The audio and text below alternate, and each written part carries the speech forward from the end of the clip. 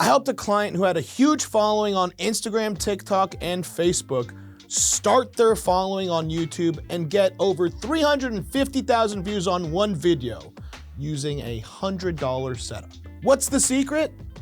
Focus less on having high-end equipment and more on making good content that people actually want to watch. Today, I'm gonna prove to you that you don't need expensive equipment to get big views. Now's a good time to remind you to comment, like, and subscribe. It all helps the algorithm. I'd also like to thank the executive producer of this episode, David Finkel. Without his big baller support, I'd probably go work for DirecTV specifically so I could get access to their backend and then start creating cable box packages that I then sell to people illegally off their backend without them knowing. The amount of money that I would passively rake while still having a day job would be so fucking big. But because of David Finkel's big baller support, I don't have to do that. And if you'd like to become a big baller supporter of this show, you can go ahead and click the Patreon link in the description below.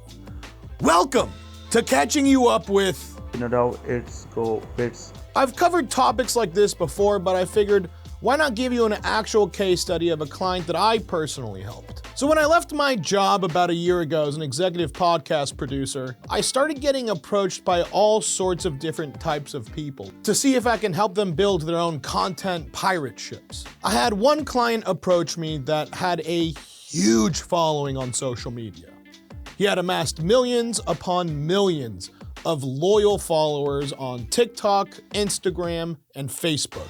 And now he wanted to make the leap to YouTube and start making longer form content. Now, I don't disclose who my clients are publicly, but I'll say that this client gave communication advice from his car.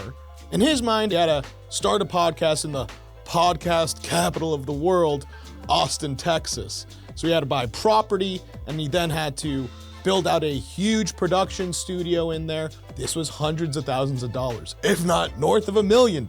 He was thinking, all right, well, I need to start flying in all sorts of podcast guests because that's what a podcast is. And although that's what a lot of podcasts are like, I would like to remind everyone watching this that wants to start one, that's not what your podcast has to be like.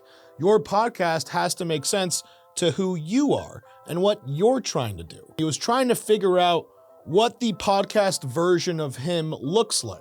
And when he told me that, I was thinking, what you're creating is a completely different product than what people like you for.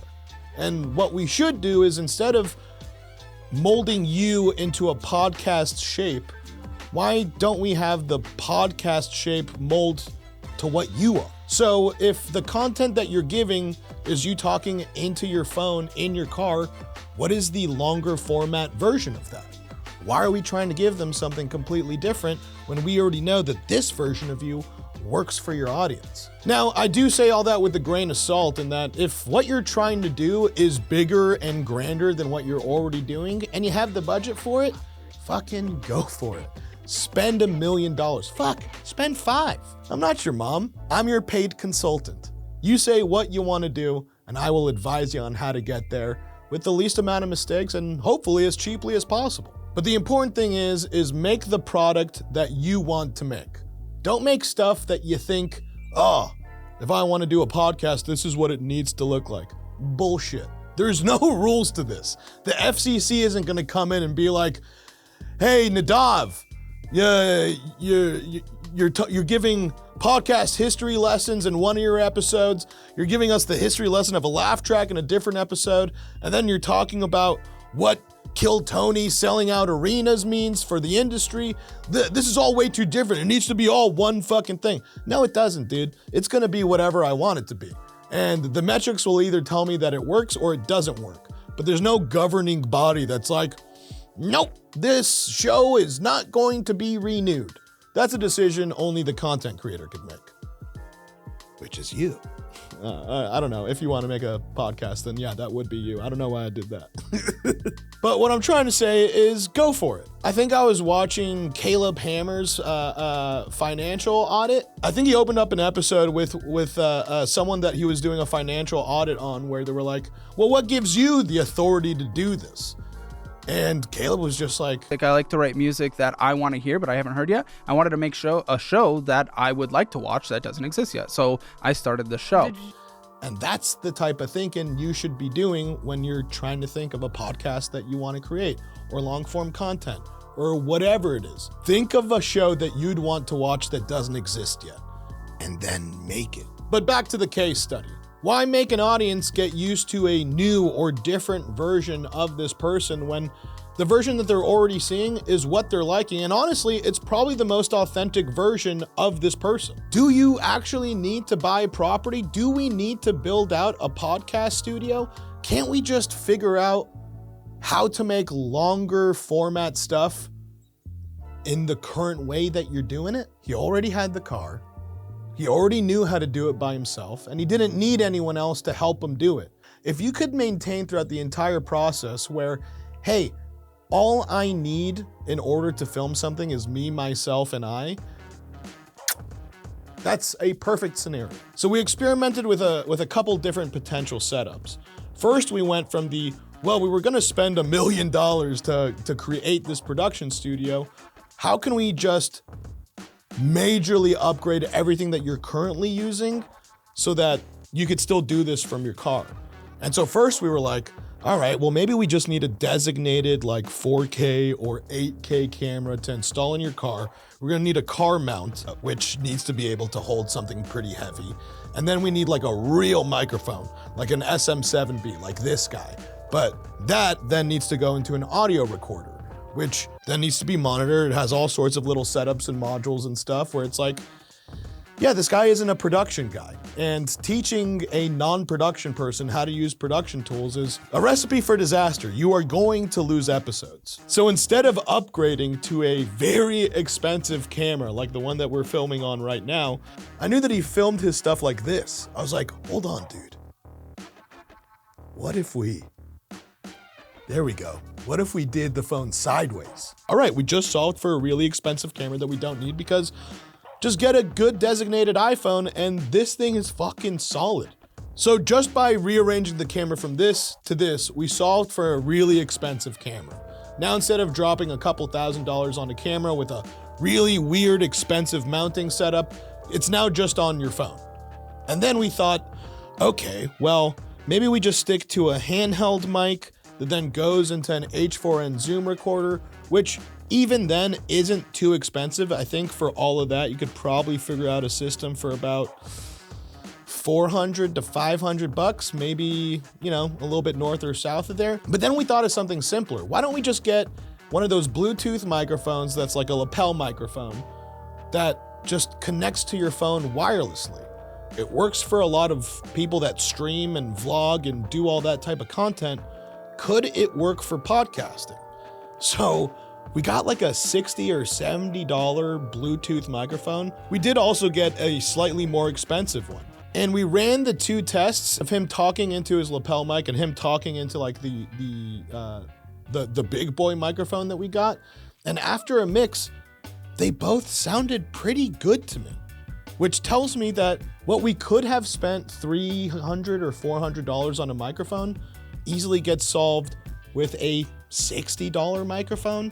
And not only that, it goes directly into the phone. It makes the process a million times easier. And these are words to live by that I think a previous boss told me. Keep it simple, stupid. If you don't know how to work your shit, you're gonna need to pay someone to work your shit for you. That gets expensive. So what started off with us speccing out a really expensive podcast production studio, it then got pared down to like, well, maybe we could just have a really expensive setup for your car.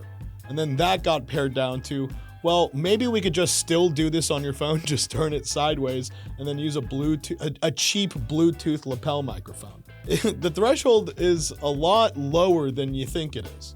A lot of people think you need super expensive shit to make something that people would watch, but you don't. You're focusing too much on the wrong things. Focus on making a good show that people would want to watch, and the rest will figure itself out. He was recording in a quiet part of town. Any type of ambient noise that was happening outside of the car could easily be mixed out in an audio mix. And I know what you're thinking, like, oh, Nadav, mixing audio is so complicated. Is it though, really? You can just type in mix audio for podcasts into YouTube, and you'll have so many videos that are all teaching you more or less the same thing on how to do it. It's not like we're mixing movies over here. where it's, oh, we have like 15 different audio inputs, and you know, some of these are stereo and some of these are mono, and this person talks louder than that person. But you don't need that in any of your stuff. But in audio podcasts, does it help to have a very detailed background in mixing audio? Yeah, sure, it's helpful.